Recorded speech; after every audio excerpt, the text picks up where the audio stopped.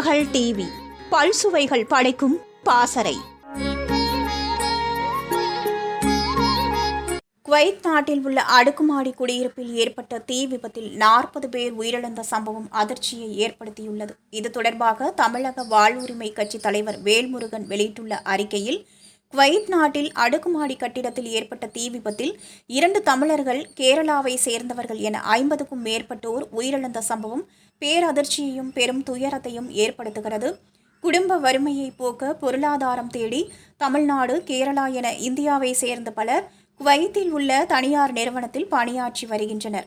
இந்த சூழலில் எதிர்பாராத விதமாக ஏற்பட்ட தீ விபத்தில் 2 தமிழர்கள் கேரளாவை சேர்ந்தவர்கள் என 50க்கும் மேற்பட்டோர் பரிதாபமாக உயிரிழந்துள்ளனர். பெற்றெடுத்த பிள்ளையை கணவனை இழந்து வேதனையில் துடிக்கும் தமிழ் சகோதரர்களின் பெற்றோருக்கும் உறவுகளுக்கும் தமிழக வாழ்வுரிமை கட்சியின் சார்பில் எனது ஆறுதலை தெரிவித்து அவர்களது துயரத்தில் பங்கெடுக்கிறேன்.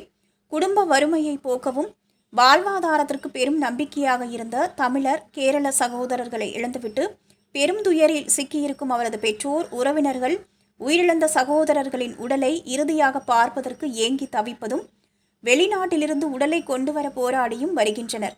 எனவே உயிரிழந்த தமிழர் கேரள சகோதரர்களின் உடலை அவர்களின் சொந்த ஊருக்கு கொண்டு வரவும், அவர்களை இழந்து நிற்கும் குடும்பத்தினருக்கு ரூபாய் 1 கோடி இழப்பீடு வழங்கவும் ஒன்றிய அரசு உரிய நடவடிக்கை எடுக்க வேண்டும் என தமிழக வாழ்வுரிமை கட்சி கேட்டுக்கொள்கிறது. மேலும் தீ விபத்தில் காயமடைந்த தமிழர்கள் கேரளாவை சேர்ந்தவர்கள் என அனைவருக்கும் உரிய சிகிச்சை மேற்கொள்ளவும், அவர்களுக்கு தலா ரூபாய் 20 லட்சம் வழங்கவும் இந்தியா ஒன்றிய அரசு முன்வர வேண்டும் என வலியுறுத்துகிறேன் என்று கேட்டுக்கொண்டுள்ளார். திருமகள் டிவியை லைக் செய்து உங்கள் நண்பர்களுக்கும் ஷேர் செய்வதுடன் சப்ஸ்கிரைப் செய்து ஆதரவு தாருங்கள்.